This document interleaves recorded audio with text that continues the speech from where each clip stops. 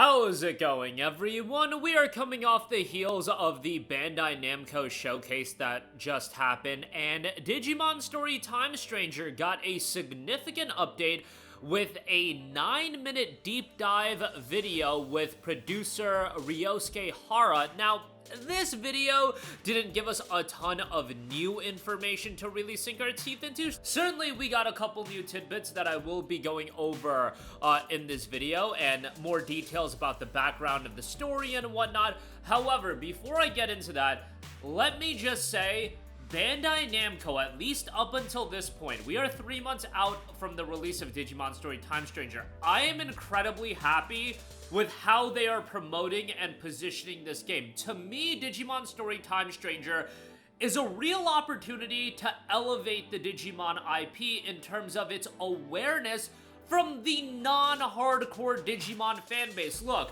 if you're talking about people like me that are rocking literal Digimon hoodies in public, like, bro, you got my money. It's not about winning me over. You have my money. You have the hardcore Digimon fan base's money. However, I feel like Digimon as an IP hasn't been hotter in a very long time, and now they have to capitalize on that with all of the updates, the lore, and everything that's going on, and now you have a major Digimon story title, the first one in 10 years, English voice acting, bigger budget, more content, more Digimon.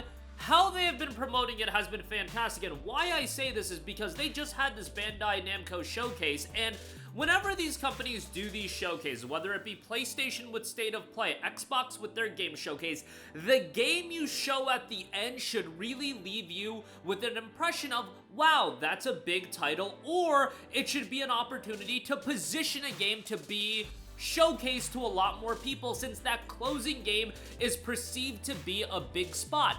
Digimon Story Time Stranger being put into that closing spot might not mean a lot of you guys, but it's more of an elevation of Digimon being like, okay, we're doing a showcase and we are comfortable with putting a Digimon game at the end. Generally speaking, you would think the ending game would be an established IP that's had game release after game release be very big. Like, Digimon's been around for a long time, but as far as major game releases from Bandai Namco, it's not one of their absolute major IPs, but them positioning it as such tells me that they do want to elevate it, and this is the game that you want to do that. And I bring this up over and over again because that might not mean a lot to you guys, where you're just looking at this game being like, oh, this looks like a great Digimon game, you're a hardcore Digimon fan, but you want the franchise to be elevated. However, I think this is an opportunity for Digimon to show that, hey, there's an audience that's gonna check out this game, and it's not just the hardcore Digimon audience, there is this larger audience to it as well. And how they've been promoting it, and we're still 3 months out, so the real promotional push begins probably 6 to 8 weeks out from the official release. But how they've been promoting it thus far has been incredible, and that's why I go to something like Microsoft and how they closed the Xbox Game Showcase with Black Ops 7. It's like, bro, that doesn't do anything for Call of Duty. And the Xbox Game Showcase is a far bigger deal than this smaller Bandai Namco showcase, but you get the idea. Bandai Namco actually took their showcase opportunity and put that closing slot for a Digimon game that could use that elevation, that could use that showcase. And I'm so thrilled about that, because that to me tells me that Bandai Namco actually has the investment and the desire to elevate that franchise. So rambling over, but as far as this game's release is concerned, that's going to be one of the most integral components of this release is how much does this elevate the Digimon story IP and Digimon as an IP in the video game realm. But again, we did get some background in the game as far as the starting point of the game. Hara did note that this is a game, and he'll say it as well in the video, that it's great for newcomers to Digimon, whether you've played a Digimon game in the past, whether you haven't, longtime fans will feel right at home, but we also designed this game to be a perfect entry for newcomers, whether you've never played a Digimon game before or are just discovering the world of Digimon for the first time. And I really do feel like that's an imperative. Again, they have our money, you guys. Digimon has the money from the people like me that are hardcore fans. It's about elevating this franchise to a newer audience and getting more people to jump on board. The protagonist of this game is an agent of a secret organization which specializes in investigating and resolving paranormal phenomena. When you start the game, you'll have the option to play as 2 different protagonists, either Yuki Dan Or you can play as Yuki Kanan. Both characters will be a part of the story, but you'll pick as one character. The story is set in Tokyo, Japan. It begins in a section of Shinjuku that has been sealed off by the government, where you encounter a mysterious creature, a Digimon. Your investigation unfolds through a series of strange events that culminate in a mysterious explosion, and from there your journey will take you across both the human world and the digital world as you fight to prevent the collapse of the world itself. At the heart of the story is a bond that transcends time and worlds, a core theme that has always been central to the Digimon franchise. In particular, Hara does note to pay close attention to the relationship between two of the key characters within the story of the game, Inori Masono and Aigomon, and their bond is going to be one of the key pillars of the story of the game. The story looks to have a lot more emotion to it than some of the other story games, and it looks like they've put a lot more emphasis in crafting an in-depth narrative. The story is completely original for this game, so a fresh and compelling experience awaits both old and new fans alike. And again, that's a reoccurring theme that is brought up over and over again about drawing new fans into this game, and I feel like if you read the tea leaves, that's one of the key elements of this game. During your journey, you'll travel between the bustling streets of Shinjuku and Akihabara and a wide variety of areas within the digital world. In previous Digimon story titles, most of the action took place between the real world and cyberspace. But in Time Stranger, it's going to be a little bit different, where you're going to be able to fully explore the digital world, and that's going to be brought to life with a level of details and environments never before seen in the series, and looks like a lot of depth and variety to the different environments that are going to be available in the game. They do go over to the towering trees of the Gear Forest and the breathtaking open waters of the Abyss area. Each map offers a unique look and feel as well, and you'll be able to explore them in different ways, mount various Digimon. One of the highlights of the game is that each area is home to different Digimon species with their own story and motivations for you to uncover. Their diverse and colorful cast of human and Digimon characters will surely add depth and excitement to your journey.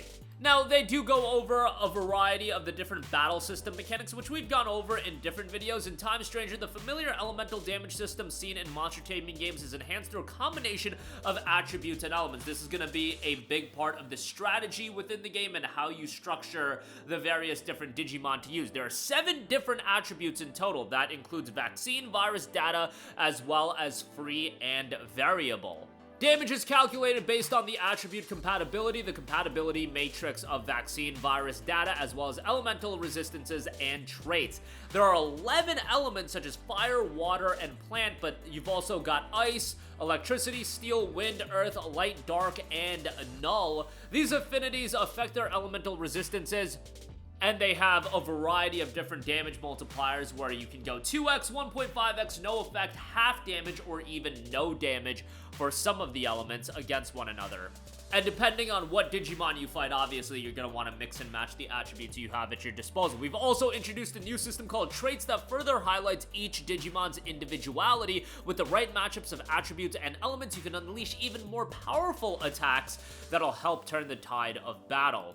You'll also have a lot of customization options. Each Digimon has its own signature special skill, and you can also equip interchangeable attachment skills that are generally stuff that you'll see. You've got different abilities that you can use, water abilities, attack charge abilities, guard abilities, and so on and so forth, and you can mix and match them. The right combination based on each battle conditions will be crucial to victory. And by syncing the agent's Digivice with their Digimon, you can trigger powerful support actions or follow-up attacks to do even more damage. The system's idea is to feel the unity between the player and the Digimon and utilizing both aspects in battle. They do go over the various Digimon and the fact that Digivolution is not linear. A single Digimon can Digivolve into multiple different forms, and not only that, you can unlock new Digivolution paths, and then even de-Digivolve a Digimon when a Digimon reaches its growth limit, and then figure it out by Digivolving and de-Digivolving. Digimon can carry over certain parameters and their bond points with the player as well. You can also raise their talent, which increases their level cap. Repeating the cycle of Digivolution and de-Digivolution is a key strategy for raising your favorite Digimon to their absolute full potential, and will give you even more enhancements in battle. The agent itself, the player, also grows alongside their Digimon as you complete various missions. You'll level up and unlock various skills that affect Digimon training and stats. Your own growth plays a vital role in your team's strength. New Digimon can also be obtained by defeating enemies in battle to increase their scan rate, and then using Convert to add them to your team and then expand your party on top of that. The more you battle, the more Digimon you'll be able to recruit and the more options you'll have for training. As has been noted before, there are over 450 trainable Digimon available, and you can focus on raising a single favorite or collect and train a wide variety of Digimon. I know we all got our favorite. For me, I am a Terriermon guy, so, you know, I'll be on that. But there's a wide variety of Digimon, and you'll be able to mix and match and train the ones that you want, or go for all of them and train a wide variety. They also go and give us an insight look at the world where Digimon live. What they show in the gameplay video is Central Town, the first city in the digital world that you're gonna be visiting. The town itself is bustling with Digimon and features shops where you can pick up essential items for your journey as well. It's a typical JRPG setup, however, with the context of Digimon, it does add a little bit, and on top of that, there is a stylish bar where various Digimons actually hang out, and you can see a lot of iconic Digimon in the gameplay video that they show. It's here that the protagonist receives a mission from Workamon, the Digimon who governs the town, to investigate a mysterious disturbance at the radio tower. Central Town serves as your main hub throughout the adventure, so they've put a lot of care into its design to make it a multi-layered city teeming with life. They've also got a lively BGM that makes you feel ready to take on your next quest as well. The digital world is home to many other unique areas as well, each crafted with both narrative and gameplay significance in mind. On top of that, they go over some of the various UI specifics in the menu. You can manage Digimon, Digivolution, and De-Digivolution, customize your team, and organize your party. Each Digivolution or De-Digivolution comes with its own set of conditions. For example, Digivolving typically requires meeting certain stat thresholds, and some Digivolutions, however, have special requirements such as needing a specific item or having a particular personality type as well. Customization allows you to equip various attachment skills that we went over, and you'll have a lot of options with that as well, depending on how you want to take a specific Digimon, and your strategy will also depend on the Digimon you've recruited. Your party itself consists of up to 6 Digimon, with 3 active in battle at any time. In addition, Aigomon from the story joins battles as a special 7th member. Remember, Aigomon is going to be integral to the core story itself and is going to be a narrative focus, so keep that in mind as well. How you build your team around Aigomon and make the most of his abilities will be a key part of your strategy as well. In the field, you'll encounter various enemy Digimon. Battles begin by touching an enemy on the field, which I really do like that. You can see how attribute and element matchups are extremely important. Just like it would be in any Mon battling game, you can freely switch between your 6 party members during your turn without using up action, so take your time and approach each fight carefully. When you win a battle, the scan rate of the Digimon is going to increase, and then once it reaches 100% or more, you can convert that Digimon and add it to your team as a new ally. You might want to get it to 200%, and then you'll have even more benefits. They also showcase a boss fight, and noting each boss fight features unique mechanics that you won't encounter in regular battles. For example, in the Parrotmon fight, lightning strikes hurt you, but if they hit Parrotmon, he heals himself, adding another layer of challenge to the game. Normally, you'll need to tough it out, but there's a hidden trick. Bring a certain Digimon and you can stop his healing and make the boss battle a little bit easier. Cross arts are also noted to be essential in boss battles. By targeting an enemy's weakness, you can charge the cross arts gauge more quickly, so once again, understanding and managing type matchups is key, and they constantly go back to managing attributes, types, making the battles easier. And with your understanding of Digimon's strength and weaknesses, and most importantly, your bond, there's no foe that you can't end up overcoming. They end the video talking about the story and the classic RPG experience designed for both longtime Digimon fans and newcomers alike. The gameplay segment will also be available to try at upcoming events as a gameplay demo showcase. And that's the entirety of the video. And what I find really cool is if you go on the video and check the comment section, Bandai Namco, please never lose this motion. I think this is legitimately the most attention and excitement for the franchise I've seen out of the diehard fan base since its peak popularity, and that's because of attention, effort, and passion being applied to this game. Very happy Bandai Namco has been spotlighting this new Digimon game so much, and even this being the closer of the showcase. And again, maybe some people that didn't have awareness of Digimon, or they're just so against Digimon for whatever reason,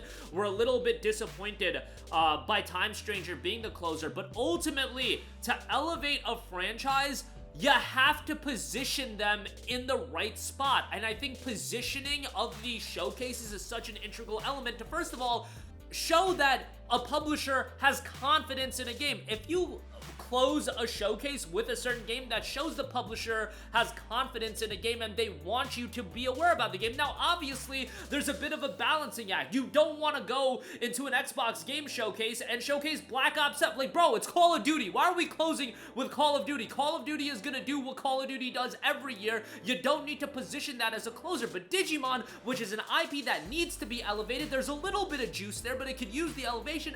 That's the type of game you close an event with. I would even argue Marvel Tokon Battle that Sony had in their State of Play at the closer of their show. That's a game that's worthwhile to be the closing act for an event. That closing act means a lot.